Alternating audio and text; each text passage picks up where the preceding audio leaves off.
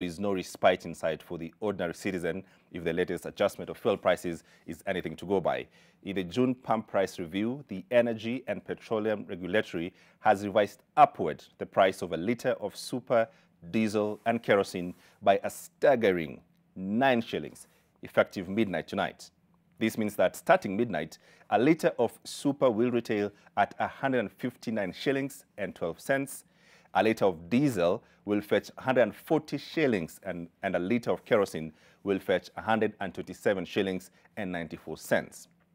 Julius Amboko joins us now to help us make sense of it all, of this. Julius, please help us. What's happening? That's quite right, James. The pump prices are at an all-time high, not just 27 months. That was the cost of living, which is inflation.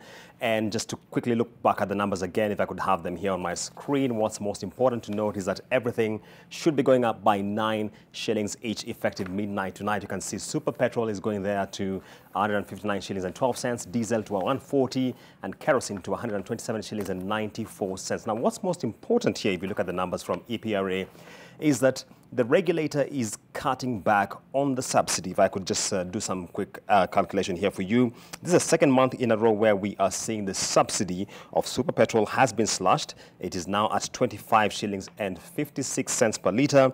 That's down from 26 shillings and 35 cents in May. And in April, you'll remember it was up at 29 shillings and 8 cents. Similarly, we're seeing the subsidy per litre of kerosene has been slashed by a staggering 18.6%, and that's now to 42 shillings and 43 cents. That is from 50 shillings and 32 cents.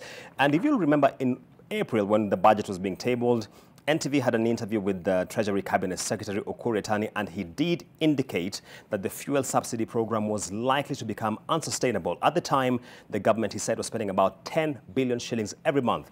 As far as the fuel subsidy is concerned, right now it's hovering around 15 billion shillings by the Treasury's admission, and that was raising questions as to its sustainability. Another issue to consider is that last week in the National Assembly, the supplementary budget was tabled, bumping up the expenditure for the current financial year, that is FY 21-22, by 68 billion shillings, the bulk of which was going to cater for the fuel subsidy program. So the question here emerges, are we running out of ammunition as far as the fuel subsidy is concerned? If you look at the reductions happening in super petrol as well as kerosene, the only increase we have this time is in the area of diesel, which still has gone up by price, and therefore Kenyans are bracing for higher cost of living. The latest inflation numbers we got from KNBS, that was for the end of May, stood at 7.1%.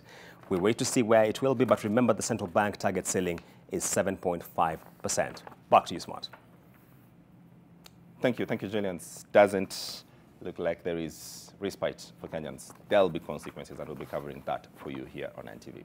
Now, moving on now. Tonight, the Wiper Democratic Movement Party leader, Kalonzo